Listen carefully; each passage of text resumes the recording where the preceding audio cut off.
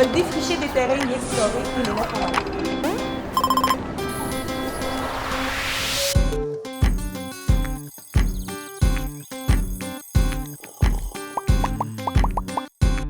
De retrouver cette humanité commune qui nous unit, que ce soit d'un continent à l'autre, que ce soit au centre-ville de Sherbrooke.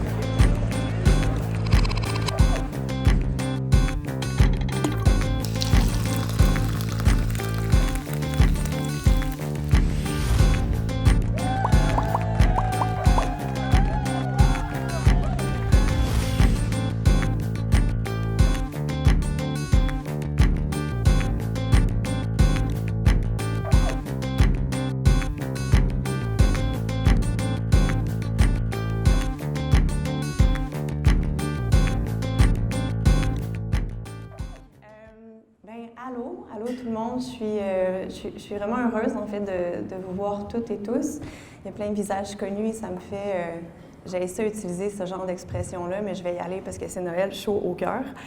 Je voulais laisser un long silence s'installer, tu sais, pas parler pendant 5-10 minutes, voir qu'est-ce qui allait arriver, puis là qu'on palpe le malaise ensemble, mais on a juste à peu près 40 minutes, fait que je me suis dit que ça aurait été cheap de ma part.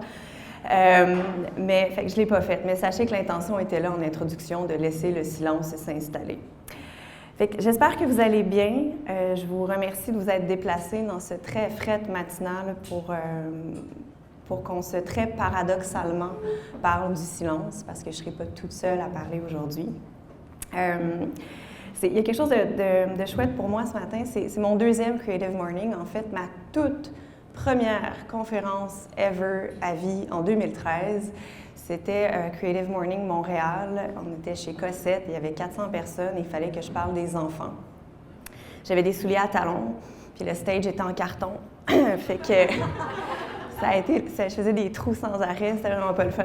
Fait que là, j'ai gardé des bottes d'enfant pour être sûre que ça n'arriverait pas.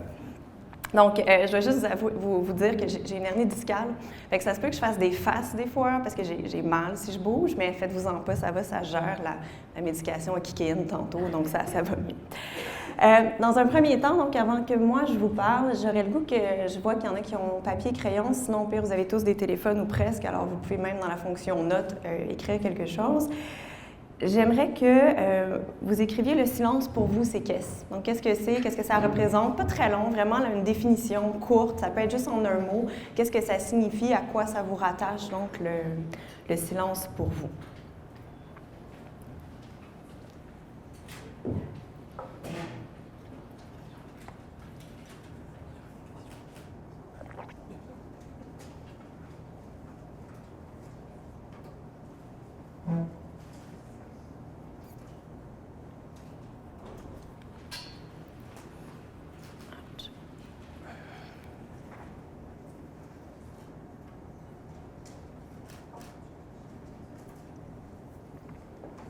Là, si jamais je vous pose des questions puis vous ne voulez pas répondre, vous pouvez dire « je garde ça dans mon jardin secret » puis ça va bien aller.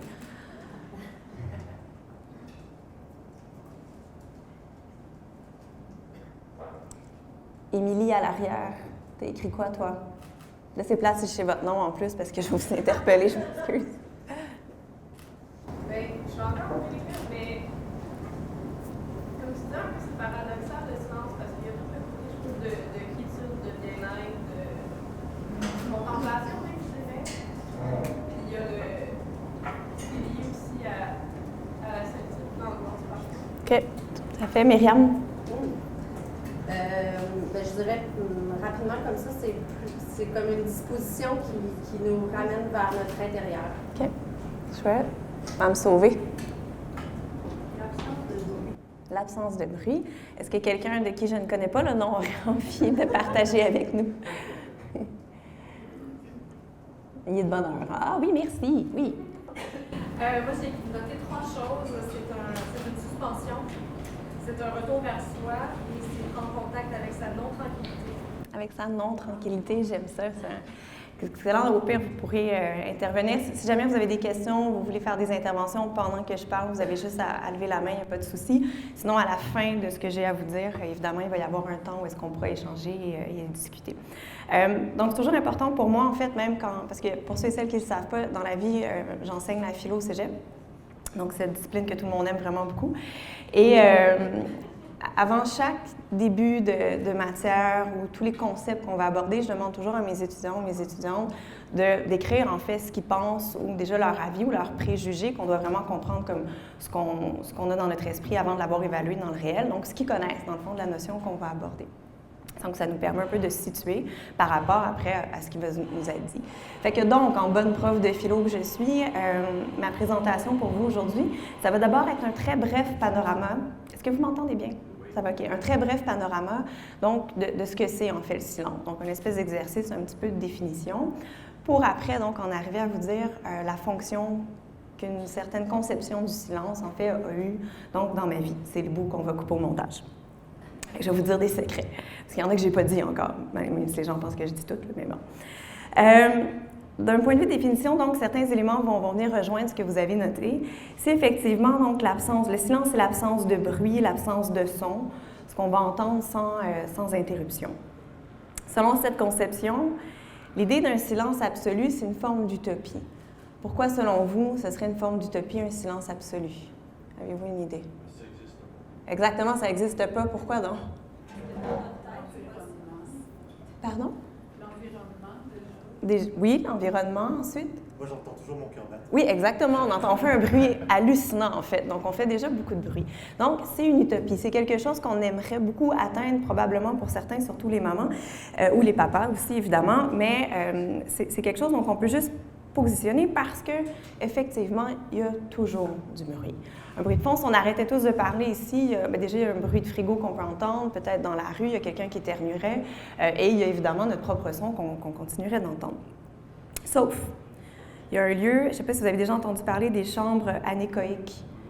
Ça, c'est vraiment, mais ça a l'air un peu effrayant, en fait, comme expérience, là. Donc, c'est, entre autres, au siège social de Microsoft. Ils ont fait ces chambres-là, c'est comme 6 étages, 6 de béton, là, je veux dire. Puis quand tu rentres là-dedans, littéralement, il n'y a aucun son. Ça s'approche presque du zéro absolu du son là, des mathématiciens. Fait qu'il n'y a aucun son de l'extérieur. Puis ceux que tu produis, mettons, tu clapes des mains, il ne va pas avoir d'écho. Fait qu'il ne se passe rien. Fait que quand tu rentres là, après très peu de temps, non seulement tu entends très fortement ton cœur battre, tu peux entendre le son de tes os quand tu bouges et les gens finissent par perdre l'équilibre parce que comme il n'y a pas de réverbération ou pas d'écho, ça vient fucker dans ta tête ton sens spatial. Fait que c'est toute une expérience finalement que ce silence-là absolu. Fait que ça existe à peu près, sauf qu'il reste évidemment donc ce son-là qu'on entend toujours de nous. Ce que ça peut nous donner, cela dit, comme indication intéressante, c'est que le son humain, essentiellement, c'est celui qui reste, donc c'est toujours ça. Donc, notre vivance, peu importe où on est, on va l'entendre. Puis moi, je trouvais que là-dedans, il y avait quelque chose qui est d'assez poétique ou d'assez intéressant, finalement. On ne laissera jamais le silence absolu nous happer parce que nous, malgré tout, on continue d'exister. Fait que, s'il n'y a pas de silence absolu, mais on a quand même une expérience du silence. Ça veut dire qu'on peut se dire que dans un endroit précis, même s'il y a un son de fond, par exemple chez nous dans ma cuisine, il y a tout le temps mon frigidaire qui fait du bruit, mais s'il y a juste mon frigidaire qui fait du bruit puis il n'y a rien d'autre, je vais quand même considérer que je suis dans un état de silence parce que justement, dans ce lieu-là, il n'y a rien qui vient déranger. Donc, en anglais, il disait un lieu undisturbed. J'aimais bien le undisturbed, j'arrive pas à le traduire précisément, fait qu'on va le garder pour le besoin de la cause. Tout à l'heure, Véronique a parlé de Gordon Hampton. Vous allez voir, je fais souvent des parenthèses, là, donc là, j'ai une parenthèse pour vous, ça va être votre fun fact du jour. Gordon Hampton est un bioacousticien. Donc, ces choses-là existent, un bioacousticien. Ça veut dire que cette personne-là, de sa vie, se promène un peu partout et recherche les lieux de silence, avec une méthodologie, là, vraiment, donc quelque chose d'assez... et les lieux où on va juger que le silence, c'est que pendant 15 minutes, sur 20 km à peu près, il n'y a pas de bruit causé par l'humanité. Donc, il reste juste une 50aine de lieux dans le monde où il y a ça. Fait que c'est pas beaucoup, tu sais. Et alors lui, il a littéralement déclaré que le silence, en fait, est en voie de disparition à cause de ça. Puis je trouvais ça un peu triste, mais quand même, c'est intéressant. Alors pour lui, le silence, c'est un lieu où il n'y a aucune nuisance sonore provoquée par les êtres humains. Donc, le silence, ça peut être cette idée absolue où il n'y a aucun son. Ça peut être cette idée, donc, où il y a absence de bruit. Ça peut être aussi cette idée, donc, où est-ce qu'on va être dans un endroit et qu'il n'y aura pas d'êtres humains qui vont donc venir nous déranger. Si c'était juste ça, il n'y aurait pas beaucoup de matière pour faire une conférence là-dessus, on va se le dire, on aurait déjà fait finalement le tour de la question. Si le silence nous intéresse tant ou nous préoccupe tant, c'est parce qu'en fait, c'est plus que ça. Ou du moins, il y a une charge de signifiance qui est plus que juste l'absence de bruit.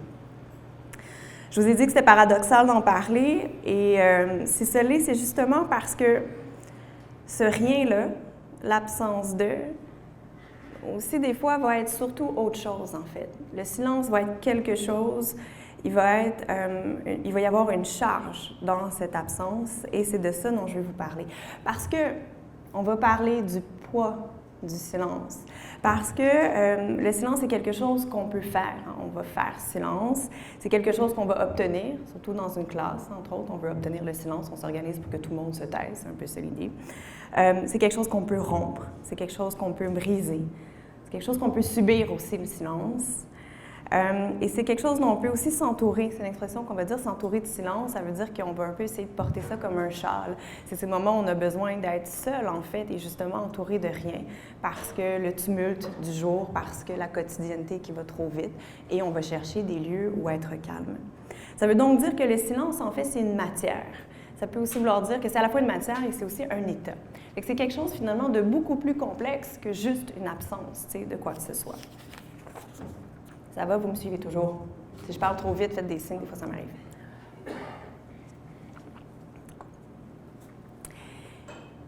Et ce silence-là, comme matière et comme état, c'est quelque chose, finalement, pour lequel on va toujours avoir, ou on va avoir différentes réactions, parce qu'il y a des silences qu'on veut, il y a des silences qu'on veut moins aussi.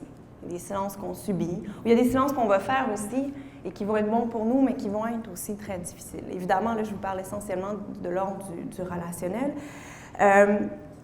Et une autre particularité aussi, c'est que souvent, on pense qu'on veut le silence, mais qu'est-ce qu'on fait quand il s'offre à nous? On le brise assez rapidement, hein, n'est-ce pas? C'est quelque chose c'est un état qu'on va vraiment rechercher, là. Mais on ne va pas le supporter si longtemps que ça, finalement. On va mettre de la musique de fond dans le char parce qu'on ne va pas le supporter. On va ouvrir la télé dans la maison. On va essayer d'avoir un white noise quand on va dormir.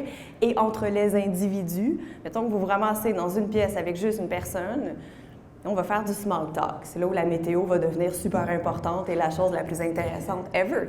Ou, moins la politique, ça fait des chicanes, mais la météo, c'est un bon sujet de small talk. Parce qu'on n'est pas si habitué. Tu sais, c'est un peu comme, je vais faire une analogie, c'est comme la vérité. Tu sais, on dit à nos enfants, depuis qu'on est tout petit, en fait, vos parents vous disaient quoi? Qu'est-ce qu'il faut dire toujours? La vérité, il faut dire la vérité, puis là, nos parents nous disent, puis nous, on dit à nos enfants sans arrêt. Puis là, nos enfants, ils nous disent la vérité, ou vous avez dit la vérité à votre parent, puis votre parent, il a fait quoi quand vous lui avez dit que c'est vous qui avez cassé l'assiette? Il vous a chicané. Alors, très rapidement, ce qu'on fait, c'est « Ah, mais je vais arrêter de dire la vérité parce que, tu sais, c'est là qu'on apprend à bullshiter, puis là, ça dure pour les années. Mais il faut dire la vérité. » Fait qu'on n'apprend jamais aux gens à recevoir la vérité. C'est ça le fond de mon affaire, tu sais. Il faut la dire, mais on n'a jamais appris à la recevoir. Puis c'est ce qui fait que c'est si difficile aussi. C'est la même chose avec le silence. C'est comme si, dans notre vie, on n'a jamais eu d'entraînement au silence. On l'apprend à la dure, tu sais, quand on y est confronté, puis souvent, c'est là où on va ressentir certains malaises. Puis la raison pour laquelle on aurait besoin de cet entraînement-là au silence, c'est parce que quand il arrive, on est ramené à nous, tu sais. Quand il n'y a plus de bruit, justement, quand il n'y a plus de choses qui nous étourdissent, quand il n'y a plus de gens qui nous parlent, quand on est donc seul dans sa voiture ou seul dans sa chambre ou seul quelque part, ça nous ramène à nous-mêmes, ça nous ramène au dialogue qui est dans notre tête, ça nous ramène à ce qui peut surgir aussi. Et c'est ça qu'on veut venir éteindre le plus possible. Quand on est avec l'autre aussi, puis que le silence arrive, il y a un poids, parce qu'on se sent obligé d'être toujours en train de raconter quelque chose. T'sais. Et souvent, du moins, dans le cadre de mes amitiés, je me suis aperçue que celles qui étaient les plus fortes, c'était celles avec qui, justement, on ne pouvait rien dire, puis c'était bien correct. T'sais. Fait qu'on s'oblige toujours à briser cette affaire-là qui est juste louche. C'est comme si le silence, en fait, c'est ça, le silence est louche. Et il y a plein de contextes où on devrait donc, en fait, avoir cet entraînement-là au silence. Je ne sais pas si ça vous est déjà arrivé, vous vivez quelque chose de très dur. Mettons une rupture amoureuse, là, c'est probablement l'affaire qui est arrivée à tout le monde ici. Puis là, tu vas en parler à ton ami, tu brailles ta vie, tu manges ta crème glacée à même le pot. Puis là, la personne, nécessairement, te dit « Non, mais un de perdu, 10 de retrouver, puis ça va aller, puis tu vas passer au travers d'eux. » Puis ça fait juste chier se faire dire ça, en fait, parce que c'est comme si ce qui est vécu est profondément invalidé. Dans le fond, ce qu'on aurait vraiment besoin dans ces moments-là, c'est quelqu'un qui est à côté de nous puis qui dit rien, parce qu'il n'y a rien à dire souvent devant la souffrance. Tu sais, devant la personne qui a perdu quelqu'un, devant la personne qui vit quelque chose d'excessivement difficile. Tu sais, récemment, j'ai eu à gérer mon petit qui fait beaucoup d'anxiété, tu sais, puis il y avait une grosse crise. Puis je pense que si j'avais parlé, peu importe ce que j'aurais dit, ça aurait été inadéquat. Parce que soit, justement, je l'aurais invalidé, ou encore j'aurais augmenté sa crise, tu sais. La seule chose que je pouvais faire, c'était être à côté de lui, puis le prendre dans mes bras, puis lui dire, au final, malgré tout, tu sais, que j'étais là.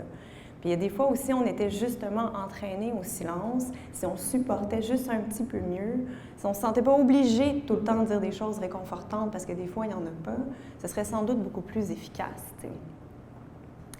Fait que c'est ce silence-là comme matière, en fait, qui m'intéresse, tu sais. C'est celui qui est généré par l'autre, c'est celui qui est généré aussi par les situations. C'est avec cela qu'on peut faire une conférence.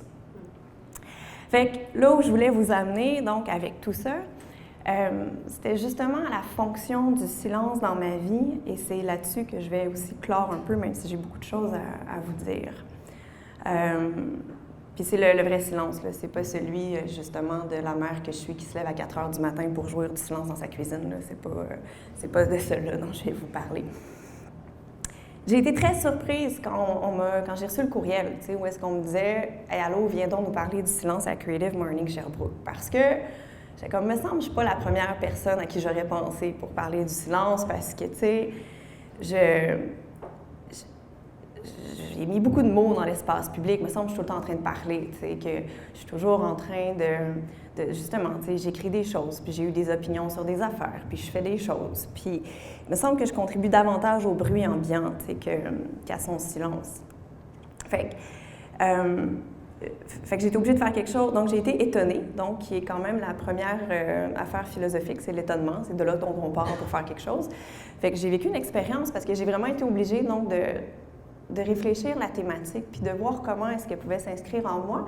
Puis j'ai comme découvert des affaires, fait que c'est de ça dont je vais vous parler, parce que j'ai été obligée, justement, donc, de me sonder.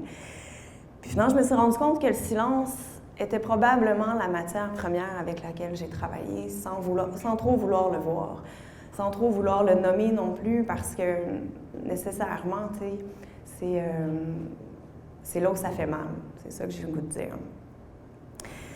J'ai commencé par puiser, en fait, dans ce qui ne se dit pas. Donc, dans les silences, tu sais, qui existent sur certains sujets dans la société pour créer.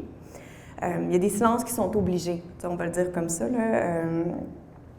Il y a des silences qui, s'ils sont rompus, qui viennent ou qui peuvent venir aussi avec des conséquences. Mettons, ici, je parle de certains sujets tabous. Tu sais, allô, Émilie? Donc, j'ai commencé en fait à parler dans l'espace public avec mon premier blog qui s'appelait « Bibronco chez Gili Gili, guide de survie à ma défense ». Je venais d'accoucher et voilà, le sens du titre m'avait échappé. Après, il y a eu les petits pimois, ça là, je le supporte un peu plus, là. Mais j'ai commencé à parler de la maternité, mais la maternité parce que je la trouvais tellement difficile. Tu sais, c'était pas du tout ce qu'on m'avait vendu dans les livres, là, cette affaire-là. Je me sentais très aliénée, j'étais mal dans mon expérience pour un paquet de raisons, puis j'avais besoin d'en parler.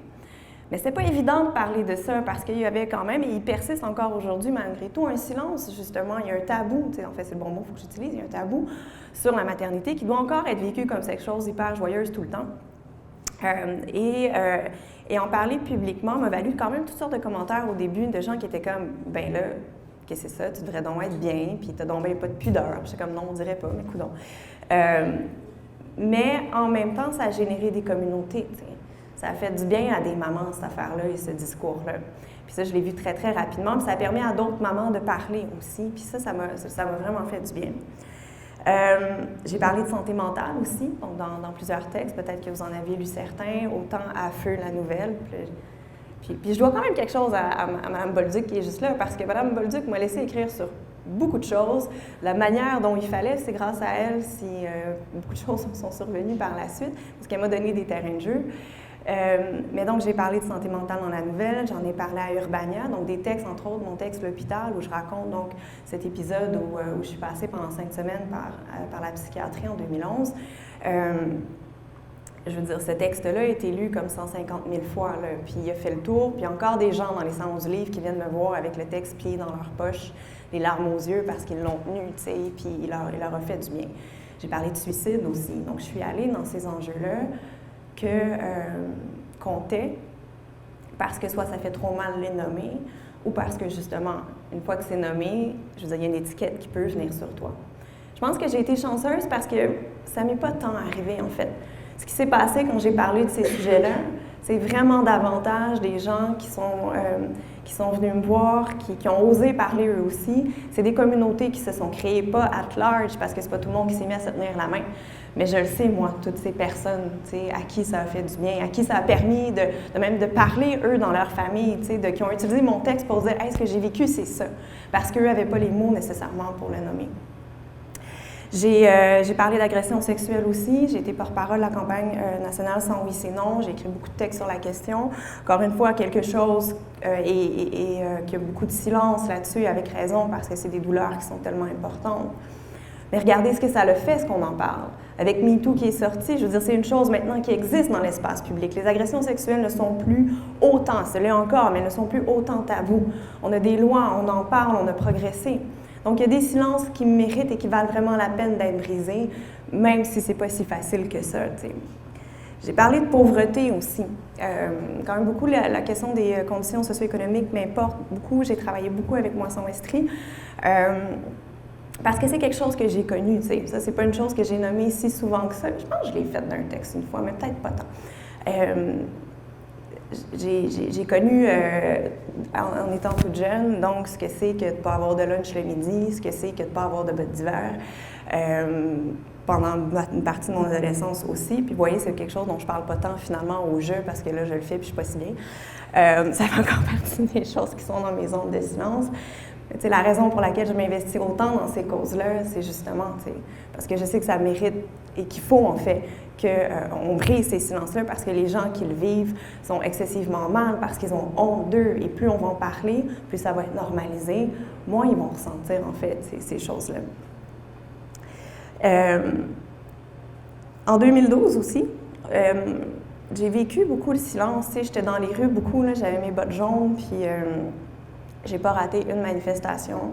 J'étais sur ligne de piquetage le matin avec mes étudiants parce que je trouvais que la situation était tellement injuste pour eux, que je trouvais que le poids qu'ils avaient apporté était épouvantable, en fait, parce qu'ils ont 17, 18, 19, 20 ans, puis c'était eux qui menaient un combat, que c'est le gouvernement, en fait, qui aurait dû mener. Puis j'ai dit une phrase à un moment donné, parce qu'on a fait un flash mob, c'est une espèce de danse, là, au carrefour de l'Estrie. Je suis allée jusque-là. Mes idées, j'ai porte, là. Puis là, il y avait Radio-Can qui était là, puis j'avais pas tant catché que ça irait au national, ce que j'allais dire, mais en tout cas, j'ai dit le silence, c'est la pire des violences qui soit. T'sais. Puis je parlais du gouvernement qui ne nous répondait pas. Puis je continue à penser que c'est vrai. T'sais. Il y a des silences qui sont d'une violence incroyable, et contre ceux-là, il faut s'insurger. Et ceux que j'ai nommés, donc tout ça, là, les questions de la santé mentale, les agressions sexuelles, name it, c'est des silences qui sont très violents, qui sont lourds à porter pour ceux qui sont juste en dessous. Fait que j'ai l'impression que les silences que j'arrive à nommer, c'est ceux que je veux défaire, en fait. Je m'insurge contre ceux-là parce que je les trouve profondément injustes. Et je pense que c'est important, tout un chacun, d'être capable de se faire une voix, en fait, pour aider ceux et celles qui ont plus de difficultés ou qui n'ont pas les moyens à briser ces silences-là. Puis je pense que si on en parle, si on se parle, c'est là où est-ce qu'on se trouve. Quand je vous parlais de la communauté tout à l'heure, c'est ça qui est important. Il y a quand même des lieux dont je parle pas, j'en ai pas parlé dans mes textes ou très peu, ou j'ai décidé de dire juste certaines parties très chirurgicalement des choses,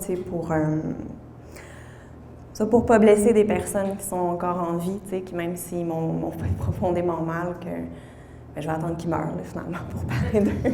Non, c'est pas vrai, oui, je vais faire ça. Soit parce que ça ferait trop mal aussi, peut-être, malgré tout, de le nommer. Peut-être aussi parce que, je pense que c'est important aussi quand même de se cultiver. Ça, c'est moi qui le dis, une certaine forme d'intimité. À l'ère du numérique, on est constamment mis en vitrine, où on a cette nouvelle manière-là d'être, parce que maintenant, ça fait partie de la culture. Ça fait plus que 10 ans là, que Facebook existe. On a, pour la plupart d'entre nous, vraiment évolué avec la plateforme aussi, qui, sans qu'on s'en rende trop compte, nous a vraiment amené à s'exposer, t'sais. Mais c'était le fun de le faire. Je veux dire, on a de la validation tout de suite. On peut aller chercher du réconfort rapidement aussi si on dit par nos communautés comment ça va pas. Moi, je suis une personne qui est très dans le milieu là, par rapport à ces plateformes-là. Mais je pense que malgré tout, il y a quelque chose d'important à cultiver, ces lieux dont on ne parle plus. Je parle presque plus des petits sur les réseaux sociaux, en fait, parce que justement, ils sont rendus grands. Et alors que j'en parlais quand même beaucoup à cette époque de la petite enfance, mais à la petite enfance, les enfants font toutes les mêmes affaires, t'sais. Ils vont tous étaler du yogourt partout, ils vont tous vider leur couche quelque part, ils font toutes les mêmes choses. Fait que j'avais pas tant l'impression de parler d'eux que de à chaque fois parler en fait d'une expérience que plein de gens vivaient. Mais maintenant, mes petits, ben c'est ça, ils sont grands, ils ont des amis qui commencent à avoir des comptes sur Facebook, tu sais, je veux dire, fait que, puis ils ont une autonomie à eux, ils ont une vie à eux, une identité qui est propre à eux. Et ils ont conscience, oui, de ce que sont les réseaux sociaux, mais pas pleinement, tu sais. Fait que même s'ils me donnaient leur consentement de dire quelque chose qui leur appartient, c'est pas un consentement pleinement éclairé parce qu'ils ne peuvent pas mesurer, tu sais, l'ensemble de ce que c'est. Alors maintenant, ben c'est ça, je me réserve beaucoup plus, en fait, ce qui leur appartient à eux en propre, justement, parce que c'est à eux. Fait que je peux plus vraiment chialer, c'est ce qui se passe. Et pourquoi peut-être on le fait? Bien, c'est ça aussi. Peut-être parce qu'il y a des lieux de silence qui sont nécessaires, parce qu'il y a des sujets qui, encore une fois, feraient peut-être trop mal, puis j'ai pas encore assez de distance, je serais pas nécessairement encore capable d'en parler. Fait que des fois, le silence a aussi cette fonction-là, donc de nous préserver, puis de nous maintenir un petit peu dans un certain état de survie. Reste que ces silences-là, ou du moins certains d'entre eux, m'ont formé, tu sais. Ceux qui font trop mal pour être nommés, entre autres des fois parce qu'il n'y a pas de mots qui existent. J'ai le goût de vous dire que c'est peut-être ceux-là, en fait, que si vous lisez ce que j'ai écrit, c'est eux qui existent le plus, en fait, dans mon écriture. C'est ce qui n'est pas dit, peut-être, qui existe le plus dans mon écriture, tu sais. Par exemple, j'ai le goût de dire, puis c'est ça qui va être coupé au montage, celui de ma mère, celui de mon père, tu sais, j'ai vécu de la part de mes parents des silences très, très longs, tu sais. Dans la petite enfance, entre autres, suite à la séparation aussi, où je voyais, à l'époque, c'était une fin de semaine sur 2, tu sais, puis entre ça, je le voyais peu, puis il y a beaucoup de choses que je ne pouvais pas lui nommer, à mon père, entre autres. Et ma mère avait avait le don, même quand j'étais tout petite, de passer des fois des semaines sans me parler. Pour me punir, entre autres, peut-être, des certains. J'avais pas été si tendante.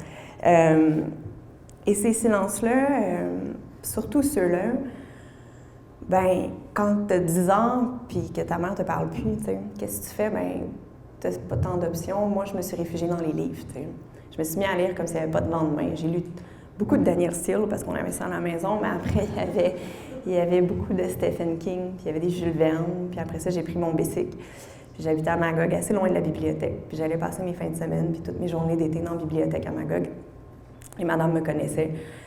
Puis je m'étais fait comme une ligne historique, là. Je suis partie d'Homère, puis je suis remontée jusqu'en haut chronologiquement. J'avais pas beaucoup d'amis non plus. Fait que je lisais, tu sais. Ça a été ça ma réponse au silence, tu sais. Ça a été une réponse qui, avec le recul, est tellement constructive, tu sais.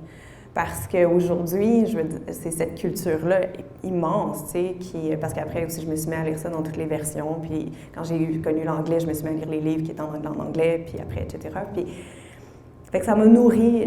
Dans le silence, j'étais obligée d'aller me nourrir ailleurs, tu sais. J'étais obligée d'aller me chercher des consolations ailleurs aussi. Fait qu'il y a eu celle-là.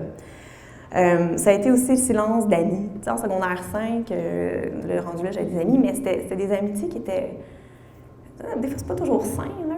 Fait que c'était très compétitif. C'était qui était la plus belle, la plus mince, la plus brillante, qui avait les meilleures notes, qui avait plus tout, tu sais.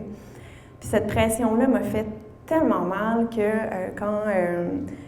après le bal de finissant, je suis rentrée chez moi. À l'époque, on n'avait pas de cellulaire, là, fait que moi, j'étais capable de couper avec ces personnes-là, vraiment, parce que, je veux dire, ils m'appelaient, puis je répondais juste pas. Puis à un moment donné, ils ont arrêté d'appeler. Puis il y avait un vrai silence, tu sais. Ça, c'est un silence que j'ai fait. Pendant très longtemps, je me suis dit, moi, j'aurais plus d'amis, ça fait trop mal. Je suis arrivée au cégep, puis là, je me suis vraiment comme encore plus lancée dans les études. Ça n'avait aucun sens, c'était pas plus simple, mais bref, je me suis quand même lancée là-dedans. Je travaillais beaucoup, je faisais beaucoup de bénévolat, ça m'importait. J'avais le papa de mes enfants était mon amoureux déjà à l'époque. On s'est rencontrés, on avait 16 ans. Fait que j'avais lui, puis j'avais mes études, puis ça me suffisait. Dans ma vie, j'ai eu aussi d'autres types de silences, les silences de personnes que j'ai aimées beaucoup. D'autres silences que j'étais aussi obligée de faire, puis qui m'ont fait très, très mal parce que ça, c'était des silences obligés. Parce que des fois, il y a des gens dans nos vies qui nous font mal, justement, puis qu'on garde là, on ne sait plus trop pourquoi. On ne sait plus trop pourquoi on endure ça non plus, t'sais. Puis bien un jour, où est-ce que c'est obligatoire de mettre cette personne-là loin de nous pour se protéger soi, pour se refaire soi aussi. Puis ça, c'est des silences qui demandent beaucoup de courage, j'ai le goût de dire, mais au fil du temps, dans cette absence-là, finalement, on vient à se trouver, tu sais. On vient à retrouver une force, puis on vient à se récupérer. Fait que le silence peut aussi être porteur de ces forces-là. Fait que le silence, ça peut aussi être de l'action, ça peut aussi être de la force. Ça nous oblige à avoir accepté, tu sais, des trous. C'est ça qu'on ne supporte pas. Tu sais, tantôt, quand je disais entre des personnes, tu te sens obligé de parler, c'est bon, c'est parce qu'il y a des trous. Puis c'est comme si on a été habitué, en fait, qu'il fallait toujours remplir les trous dans la vie. Mais des fois, il y en a qu'il faut peut-être juste garder là, tu sais. Puis le regarder être, à la limite, planter des fleurs autour, mais le laisser là, ce trou-là, parce qu'il est une marque de quelque chose d'important de ce qu'on a vécu. Puis à la place, ce qu'il faut faire, c'est se tasser juste à côté, là.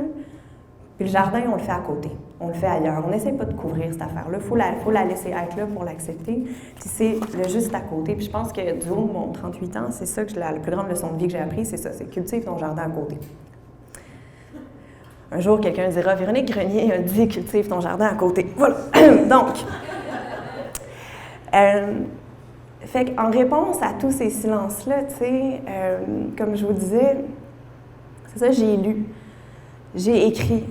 Je me suis mobilisée aussi, je me suis engagée dans des causes qui étaient des réponses, en fait, à ces douleurs-là, tu sais. J'ai réussi à prendre ça puis à forger du sens parce que le silence a fait que pendant longtemps, il n'y avait pas de sens. Des fois, c'est ça que ça fait, tu sais. Les silences qui viennent avec des brisures, avec des brûlures, avec toutes ces douleurs-là, ça fait que le sens crisse le camp. C'est ce qui m'a amenée aussi, j'ai l'impression, à considérer la fin des choses plus qu'une fois, tu sais. Fait que j'ai été obligée de me travailler, justement, un enracinement dans le monde que qui est là, tu sais, qui est là depuis, j'ai goût de vous dire, 3-4 ans, le sens est là, parce que j'ai travaillé vraiment fort, là. Le silence m'a obligée à apprendre à me tenir debout toute seule aussi. Le silence m'a obligée à apprendre que refuser, des fois, c'est correct, qu'il faut chercher, tu sais, la douceur, qu'il faut chercher à repousser ce qui est violent dans nos vies puis ce qui nous fait mal. Fait qu'en fait, j'ai le goût de vous dire que le silence a probablement été la chose la plus formatrice, même si c'est la plus difficile par laquelle traverser dans ma vie, puis que je lui dois beaucoup parce que sans elle, il n'y aurait eu aucun des livres que j'ai écrits, il n'y aurait eu aucun des textes que j'ai écrits non plus, tu sais. Fait que finalement, c'était peut-être le meilleur sujet qui peut m'être proposé au final parce que ça n'a pas été un constat complètement facile à faire parce que j'avais pas l'impression que c'était tant que ça à ça que je répondais, puis finalement, oui.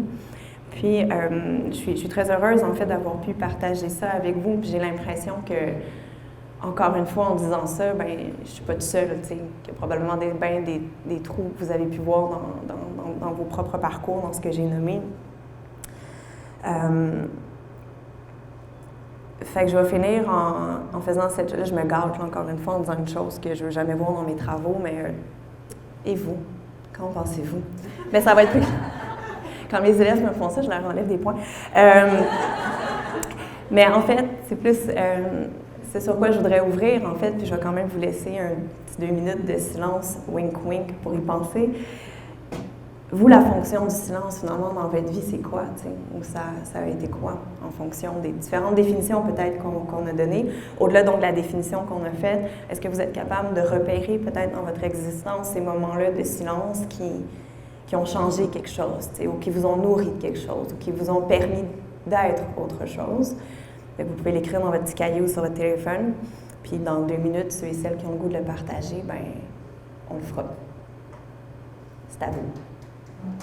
Ah ouais, c'est comme la fin.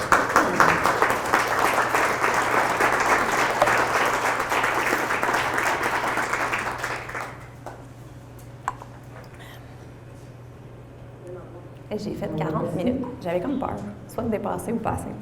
Non, j'étais correcte. Je m'en viens vraiment bonne avec mes feuilles quadrillées. Là. Je sais à peu près le temps que ça... Veux-tu un rainbow de biscuits? Ah oui, s'il te plaît. OK.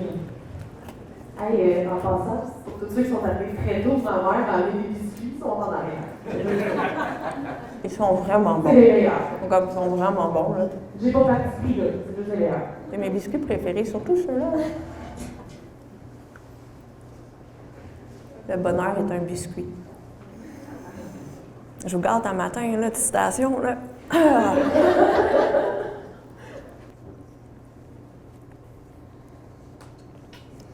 Est-ce que quelqu'un veut partager son affaire? Là, je ne vais pas vous pointer, c'est trop intime, là, je ne vais pas faire ça, ce coup-là. J'aime trop jamais. Ah, t'as un micro? Ça, on va s'entendre. Ah, je sais. Je me suis créé un ami imaginaire, très très petit. Wow! Donc, en réponse au silence ou... OK. Est-ce qu'il y avait un nom? Oui, quand même. OK. Ah oui! Oui. OK. Puis, Je sais pas où est-ce que j'ai pris ça, hein, c'est dans ma tête. puis ça vous faisait du bien d'avoir cet ami-là? C'était pas juste le silence chez nous, ça c'était OK. Wow. Quelqu'un d'autre?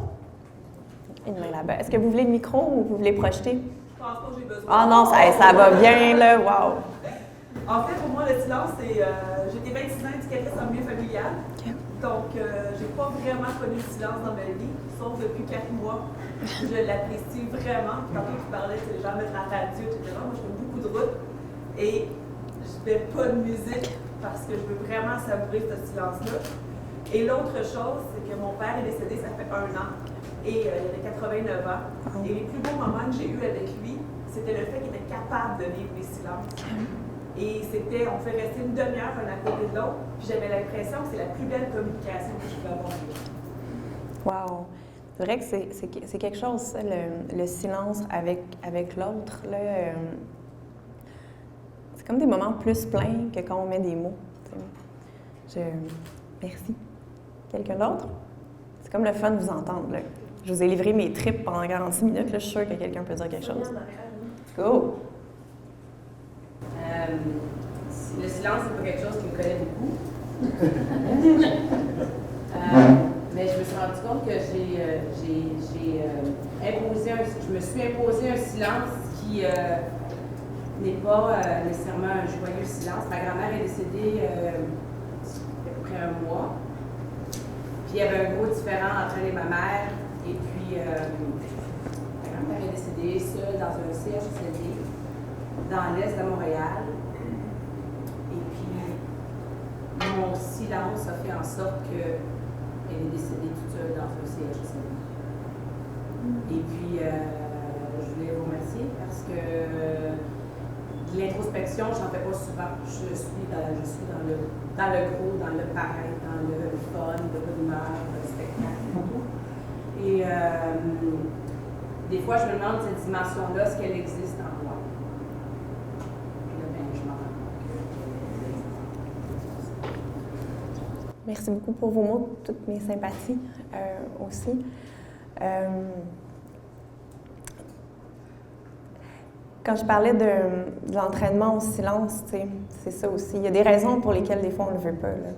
Puis qu'on s'étourdit de toutes sortes de façons parce que justement, comme je disais un petit peu tantôt, il y a quelque chose d'excessivement confrontant à nos zones de silence. Puis ça demande beaucoup de courage que de l'exprimer comme vous venez de le faire, là. Quelqu'un d'autre? C'est beau ce que vous dites. Je fais du renforcement positif, là.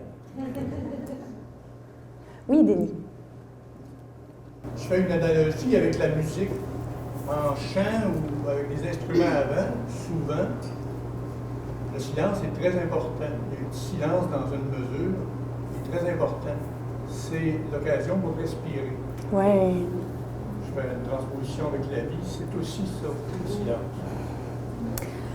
Et ça, c'était une bonne analogie, là, M. Pellerin, là. Bravo! Ça, c'est bien.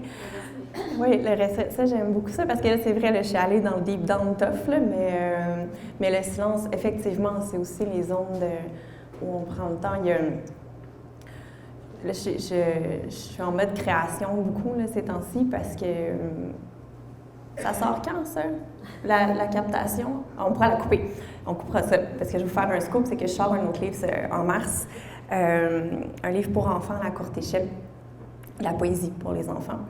Mais là, c'était comme rush. Il y a des commandes qui arrivent des fois. Demain, écris-nous un livre en 2 mois, s'il te plaît. C'est un peu ça. Fait que là, j'étais là-dedans, puis comme je suis fatiguée, j'avais la misère à écrire quand les enfants étaient là, parce que, ben c'est ça, il n'y a pas de silence. D'habitude, j'arrive à écrire au travers d'eux. Mais là, les moments où ils étaient chez leur papa ou qu'ils étaient comme à l'école, puis que je pouvais juste être chez nous, puis qu'il n'y avait pas de bruit sauf mon frigidaire, c'est vraiment un temps où là, les mots venaient en flot parce que justement, il y avait le silence, puis ça dégageait de l'espace. Fait que pour faire un écho sur l'idée du respire, il y a aussi de l'espace dans le silence qui peut exister. Là. Fait que ça, c'est chouette. Quelqu'un d'autre? Oui. En réponse à ce que tu disais, lorsqu'on vit des choses difficiles, le silence peut prendre en cause qu'on a le goût d'aller, mais aussi quand on vit quelque chose de beau, par exemple, quand je vais voir un bon film, un spectacle, pour digérer toute cette beauté qui m'anime, qui me remplit, j'ai besoin de silence. Je ne sais pas si je suis seule comme ça, là, mais j'ai comme, c'est pas le temps d'ouvrir la radio, c'est pas le temps d'aller ailleurs, j'ai comme juste le goût de me laisser porter. Le silence, pour moi, ça peut être aussi ça. Tellement. Je te file. Ouais. Ça m'énerve, parce que quand elle fait ça, moi, je veux juste parler du film.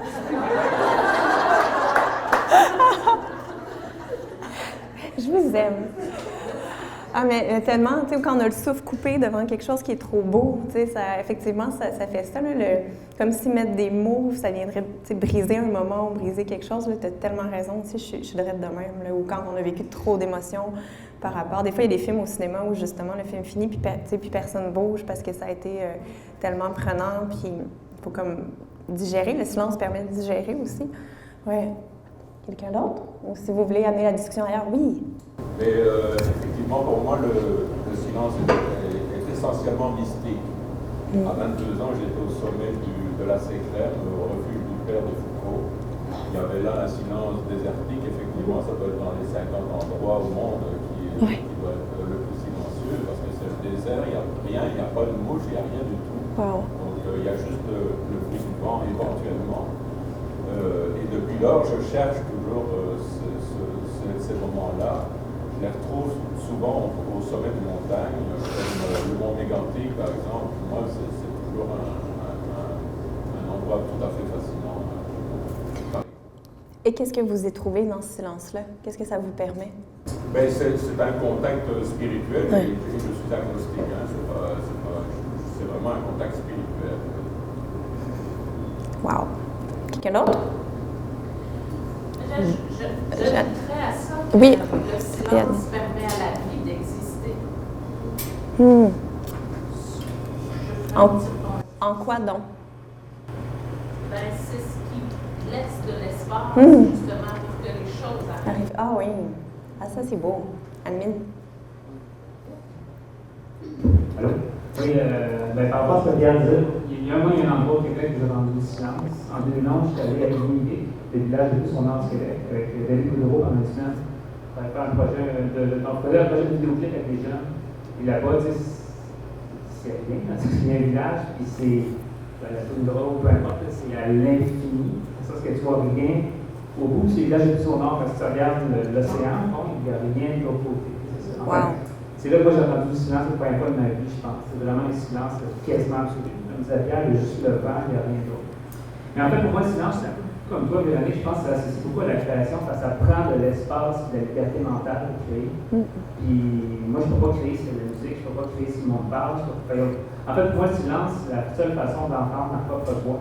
Parce que sinon, je n'entends pas. J'entends juste la voix des autres, j'entends la vie et tout ça. C'est pour ça. Puis comment t'as comme... Tu sais, parce que des fois, on entend sa propre voix, c'est ingérable. Là. Je veux dire, comme, parce qu'il y a toutes sortes de choses qui montent puis qui se disent, est-ce que tu as réussi comme à la dompter, pour entendre ce que tu veux précisément? Oui, j'imagine un peu comme toi aussi. Quand j'entends ma propre voix, j'entends... C'est là que mes blessures ressortent. Fait que moi, en fait, le silence, c'est quelque chose de thérapeutique aussi, dans le sens que ça m'aide à guérir, ça m'aide à... Tout ça, c'est en lien avec la création aussi, mais enfin, c'est la seule façon de sortir, je trouve, les vides en soi, c'est en tout cas pour moi, quand il y a du silence.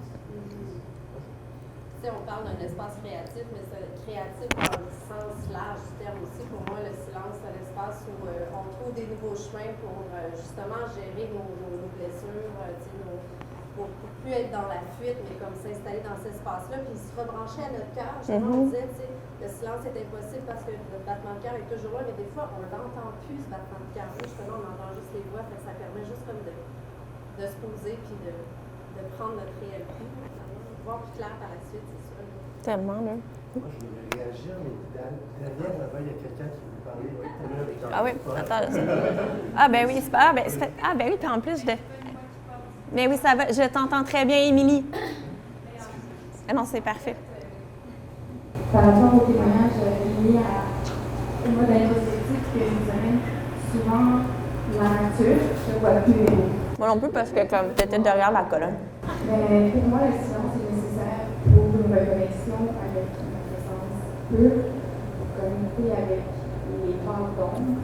Et on dirait que par exemple, les commentaires de monsieur, de Méran et monsieur là-devant, j'ai jamais rien lu devant personne, mais moi, la soirée, c'est mon lieu de recueillement quotidien. Et ça fait partie de mes rituels. Et j'avais justement écrit l'hiver dernier un jour triste où j'étais allée dans des sentiers, il y avait personne qui était allé marcher là après une énorme tempête. Et donc, j'ai écrit les pas s'enfoncent, un sentier à tracer, entendre le cœur battre en sourdine au milieu des bois, parce qu'autour de ton corps et sur un vaste territoire, il y a tout ce qui compte en silence. Donc, voilà.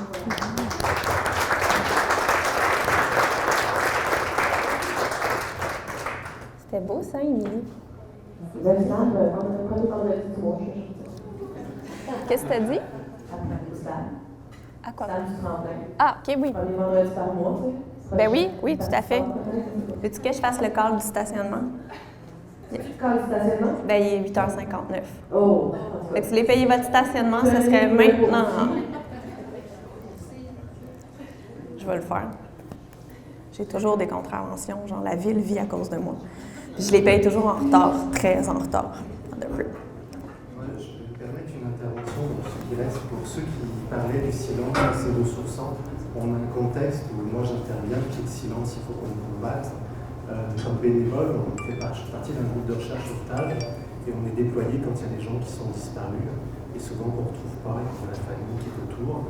Et en fait, on a des situations dans lesquelles les gens sont en trauma, qui vivent une situation de stress et on a une activité de post-trauma où on amène les gens à pouvoir ventiler. Si les gens repartent avec ce qu'ils ont vécu, ils vont rester avec un contexte de stress et de douleur physique qui va être importante. Et en fait, cette activité de ventilation, on n'est pas tous capables de pouvoir exprimer la même chose vis-à-vis du traumatisme qu'on a vu. Et il y a deux manières de se libérer d'une situation difficile. C'est de pouvoir exprimer cette situation difficile ou d'entendre quelqu'un qui décrit cette situation difficile qui nous touche aussi. Et on amène les gens à ventiler ensemble et donc on force à briser le silence et celui qui arrive à exprimer quelque chose arrive aussi à aller débloquer ce qu'une autre personne ne serait pas capable d'exprimer. C'est un petit peu un contexte inverse de garder le silence. Wow. C'est Boris Cyrulnik qui a parlé beaucoup du trauma, il me semble que c'est lui, puis il parlait de la mémoire traumatique. Dans le fond, quand on vit un trauma, c'est comme si on va continuellement en fait le revivre. La mémoire se fige à ce moment-là pour faire un écho à ce que vous dites. D'où l'intérêt de pouvoir nommer certaines choses pour dénouer le nœud puis être capable de continuer d'avancer. Des fois, c'est pas toujours évident d'en parler avec des gens. Je vais vous dire que le premier pas, souvent, pour briser le silence, c'est avec soi-même. T'sais. Les journaux intimes, là, moi, j'y crois de même. Puis, j'ai le goût de vous dire, justement, on parlait d'introspection qui n'est pas nécessairement facile ou autre. C'est sûr qu'un excellent psychologue, c'est super chouette, mais au-delà de ça, des fois, avoir juste un cahier à l'intérieur duquel on brise déjà ce silence-là, mais avec soi-même, en sortant de soi, il y a quelque chose qui peut être très, très fort aussi. Bye, Madame Sauvé. Ah oui, OK. Oui. C'est un peu en lien avec le trauma. apprentissage puis une belle modalité d'être. Il y a une membre de ma famille très proche qui est. La façon qu'elle fonctionne, c'est que quand elle va entendre des mots, puis la façon qu'ils sont dits, la connotation qu'ils peuvent avoir, elle va se méfier, elle va avoir peur, même de quelqu'un qu'elle connaît. Fait que pour moi, quand je communique avec elle, le silence, il devient plus facile que les mots. Parce que les mots que je dis, il faut vraiment que je fasse attention pour continuer la relation. Ouais. Fait que c'est ça, c'est d'apprendre à être confortable avec le silence. Je suis quelqu'un qui aime beaucoup connecter avec les mots. Là, c'est de connecter autrement. Puis comment ça se passe, cet apprentissage-là, mettons? Ça change à chaque fois qu'on se voit, mais ça progresse. OK. C'est beau comment tu le nommes parce que ça revient justement à cette idée-là qu'on s'oblige toujours aux mots, comme si on a l'impression que c'est les mots qui viennent apaiser ou que les mots viennent, je sais pas, mettre un poids ou fermer quelque chose, ou du moins le mot nous donne l'impression qu'on a fait de quoi. En fait, je pense que c'est ça, les mots donnent souvent l'impression qu'on a fait de quoi, puis des fois c'est vrai. Mais des fois, oui, c'est ça, c'est un réflexe. C'est à celui-là qu'on est entraîné, un peu comme je soulignais. Mais donc, j'y reviens aussi à cette idée de l'entraînement au silence, qu'on peut faire qu'on essaie. Qui a déjà essayé de méditer ici, comme pour de vrai? OK. Puis, mettons, quand vous avez commencé, ça s'est passé comment, tu sais? Pardon? Qu'est-ce que tu as dit, Myriam? J'ai dit c'est pas facile, c'est un apprentissage, mais c'est le même type d'entraînement. Exactement. L'entraînement au silence et l'entraînement à méditation. C'est la même chose parce que là, t'entends, la première fois, je pense que j'avais toffé comme 30 secondes, je pensais que ça faisait 1 heure. Puis là, t'es comme confronté à tout ton corps, à tes bruits internes, à ta tête qui se tait jamais, tu sais. Puis c'est pour ça que j'aime mieux la pleine conscience que celle plus bouddhiste, qui est l'idée du détachement, parce que j'aime mieux comme juste vivre avec ma tête pleine qu'essayer de la vider, là, c'est impossible. Mais c'est un peu ça quand je parle d'entraînement au silence, c'est à peu près exactement comme tu dis, Myriam. C'est ce travail-là qui est très, très près de celui de la méditation, mais qui est juste pas évident, là. Est-ce que quelqu'un d'autre avait une autre intervention? Oui et oui. T'as comme levé avant. Bien, moi, j'avais comme noté juste 3 mots, parce que j'ai peut-être moins de facilité à m'exprimer de façon structurée. J'avais écrit pesant, parce qu'on dit souvent ça du silence. J'avais écrit un vide trop plein qu'il faut étouffer, une force d'agir puis un apaisement. Dans l'ordre et dans le désordre, selon les moments. Ce qui est très comique, c'est que en tapant vide, mon téléphone a complété. En écrivant un vide grenier tous les jours. C'est très, très drôle, ça. Okay. Mais ce que tu soulignes, c'est justement, c'est une notion qui est très complexe, puis qui est très, très riche, parce que justement, elle nous fait vivre, c'est en tension, puis c'est des choses qui sont contraires. C'est vide et c'est plein en même temps. T'sais, mon fils, ce matin, était comme, maman, c'est quoi ta conférence? Puis je dis, ben, je vais parler du silence. Puis t'es comme, qu'est-ce que tu vas dire? J'ai comme, ben des choses. Mais c'est ça, c'est une notion qui est excessivement riche puis qui nous amène dans toutes sortes de directions. Parce qu'en même temps, on veut le silence puis on le refuse. Puis c'est exactement ce que tu soulignes. Oui? Je fais un peu de choses en tantôt de parler de la musique, mais dans le fond, ce silence-là est surtout dans toutes les formes d'art, même en art visuel, parce que le blanc va prendre des fois, ou des espaces vides vont prendre une importance qui, en fait, cet espace vide-là, nous amène notre regard sur ce qui est important, genre l'œuvre. Donc, des fois, justement, le silence, c'est comme de nous amener vers ce qui est important aussi, c'est de créer cet espace-là. C'est pour ça. Comme si tassait le superflu. Oui, c'est ça.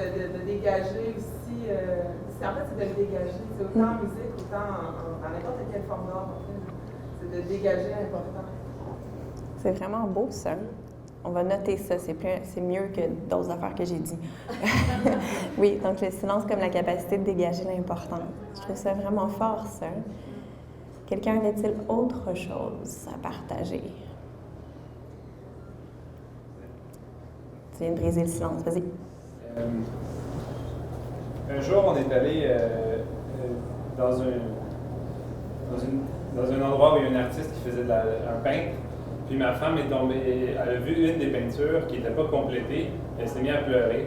Wow. Puis c'était juste un dégradé de bleu avec un peu d'orange dessus. Finalement, on l'a acheté. Parce que pour elle, c'était important, mais c'est de l'art, on pourrait dire, abstrait. Puis moi, j'étais comme, mais il n'y a rien là-dessus. Oui. C'est quoi cette peinture-là? Mais elle, ça l'avait vraiment impacté. Puis l'artiste a nommé la peinture sur fond de silence. Wow. Au début, j'étais comme, mais... Puis j'ai médité dessus. Et à un moment donné, j'ai compris, et maintenant c'est quelque chose que je porte avec moi tout le temps, c'est que tout le bruit intérieur, les anxiétés, les pensées, les peurs, les stress, etc., maintenant pour moi c'est comme en haut, mais tout ça, j'ai compris qu'en fait, peu importe le volume que ça a, et la force que ça a, et la tempête que ça arrive toujours sur fond de silence. Wow! C'est donc bien beau, ça. Wow! Hey, merci. Je pense que ça marche de même dans ma tête aussi. Mais là, tu viens de mettre des mots sur ce que c'est. Merci. Wow. Ben, écoutez, merci infiniment de votre écoute, de votre générosité aussi. C'est pas toujours évident que de partager avec des gens, que d'avoir un mot. Vous avez été un public très chouette pour un vendredi matin frette dernier discal. Donc, je vous souhaite une journée magnifique. Je pense que Véronique va avoir autre chose à vous dire après, mais je vous souhaite une journée magnifique. Je vous souhaite un temps des fêtes aussi plein de douceur, plein de calme. C'est un temps de réjouissance, mais des fois, c'est un temps qui n'est pas facile pour tout le monde non plus. Fait que j'espère que vous saurez, du moins dans le silence de votre cœur, trouver de la chaleur. Sur ces mots...